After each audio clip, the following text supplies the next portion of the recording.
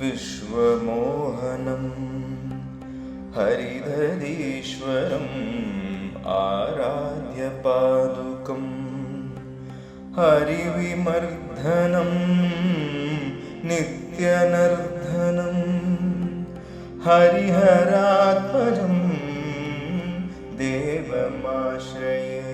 வணக்கம் அன்பர்களே. அன்பர்கள் அனைவருக்கும் ஆங்கில புத்தாண்டு நல்வாழ்த்துக்கள். மார்கழி மாசம்னாலே நம்ம எல்லாருக்கும் நினைவுக்கு வருது ஆண்டாள், திருப்பாவை, திருவம்பாவை, கூடவே சபரிமலை. ஏன்னா இந்த மாசத்துல தான் பக்தர்கள் எல்லாரும் இந்த 48 நாள் விரதம் இருந்து இருமுடி கட்டி சபரிமலைக்கு தரிசனத்துக்கு யாத்திரை போவாங்க. இது வழக்கமாக நடக்கிறது. சபரிமலைன்னு சொன்னாலே நம்ம ஞாபகத்துக்கு வருது இன்னொரு முக்கியமான விஷயம். நான் முன்னால் போட்ட அந்த ஹரிவராசனம் பாட்டு. ஹரிவராசனம் பாட்டை கேட்காதவங்க இருக்க முடியாது, அனுபவிக்காதவங்க இருக்க முடியாது. இந்த ஹரிவராசனம் பாட்டை எழுதினது யார் தெரியுமா? நான் ஏதோ பெரிய சாகித்யகர்த்தா தான் எழுதியிருக்காங்கன்னு இன்னி வரையும் நினச்சிட்டு இருந்தேன். இப்போ சமீபத்தில் தான் தெரிய வந்தது அதோட சாகித்யகர்த்தா யாருன்னா, திருநெல்வேலி மாவட்டத்தில் இந்த கல்லடைக்குறிச்சி கிராமம் இருக்குது. அந்த கல்லடைக்குறிச்சி கிராமத்தில் கம்பங்குடி வம்சம்னு ஒன்று இருக்குது. அந்த கம்பங்குடி வம்சம்னு ஏன் பேர் வந்ததுன்னா, ஒரு காலத்தில் ஐயப்பனே பாலகனாக அந்த வீட்டுக்கு எனக்கு பசிக்கிறது ஏதாவது சாப்பிடக்கூடு அப்படின்னு கேட்டிருக்காராம். அப்போ அந்த வீட்டில் இருந்தவங்க எங்ககிட்ட வேற எதுவுமே இல்லை, இந்த கம்பங்கூழ் தான் இருக்குது அப்படின்னு ஒன்றா கொடுங்க, அதை நான் சாப்பிட்றேன்னு சொல்லிட்டு ஐயப்பன் வாங்கி சாப்பிட்ருக்கார்.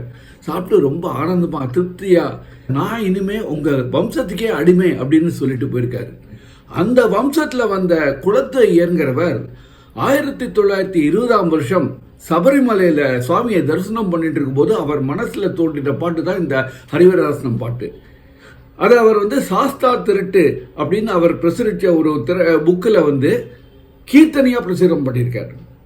இந்த கீர்த்தனையை பற்றி கேள்விப்பட்ட அந்த தம்பூதிரிகள் அவங்க தினமும் சபரிமலையில் அர்த்தஜாம பூஜைக்கு அப்புறம் நடைய சாத்திரத்துக்கு முன்னாடி இந்த ஹரிவராசனம் பாட்டை கீர்த்தனையாக பாடியிருக்காங்க. அங்கே உள்ள நம்பூதிரி, அதுக்கப்புறம் மற்ற உதவியார்கள் எல்லாரும் சேர்ந்து பாடியிருக்காங்க இந்த ஹரிவராசனம் பாட்டு.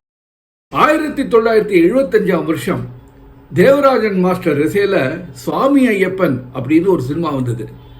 அந்த சினிமாவில் ஹரிவராசனம் பாட்டை ஜேசுதாஸை கொண்டு பாட வச்சிருக்கார் தேவராஜன் மாஸ்டர். ஹரிவராசனம் விஸ்வமோகனம் ஹரிதீஸ்வரம் ஆராத்ய பாதுகா. அந்த பாட்டை கேட்டதுலேருந்து தமிழ்நாட்டில் மட்டும் இல்லை, கேரளாலையும் எல்லார் மனசுலையும் அந்த பாட்டு ஆழமாக பகிர்ந்து போச்சு. அதுவும் ஜேசுதாஸ் குரலில் அந்த பாட்டை கேட்டோன்னே எல்லாரும் அப்படியே பக்தி பரவசத்தில் மூழ்கிட்டாங்க. இப்போவும் அந்த பாட்டை கேட்டோன்னா நம்ம அந்த பக்தி பருவத்தில் மூழ்காமல் இருக்க முடியாது. அதுலேருந்து என்னாச்சுன்னா, இந்த பாட்டை ஜேசுதாஸ் பாடினத்துலேருந்து அந்த சபரிமலையில் தினமும் அர்த்தஜாம பூஜைக்கு அப்புறம் நடசாத்திரத்துக்கு முன்னாடி ஜேசுதாஸ் பாடின பாட்டையே ஒலிபரப்ப ஆரம்பிச்சுட்டாங்க.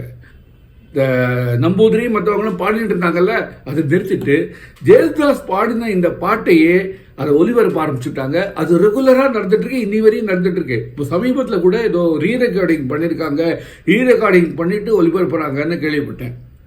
ஆக இந்த ஹரிவராசனம் பாட்டை எழுதினது யாருன்னா, திருநெல்வேலி மாவட்டம் கல்லடைக்குறிச்சி கிராமம் கம்பங்குடி வம்சத்தை சேர்ந்த குலத்து ஐயர் அப்படிங்கிறவர். இது பல பேருக்கு தெரியாத விஷயமாவே தான் இருந்தது. எனக்கே இப்போ சமீபத்தில் தான் தெரிஞ்சது. அதனால தான் அதை உங்ககிட்ட பகிர்ந்துக்கிறேன். மறுபடியும் இன்னொரு இன்ட்ரெஸ்டிங்கான விஷயத்தோடு உங்களை சந்திக்கிறேன். அது வரைக்கும் உங்ககிட்ட விடைபெறுவது உங்கள் SL நானு. வணக்கம்.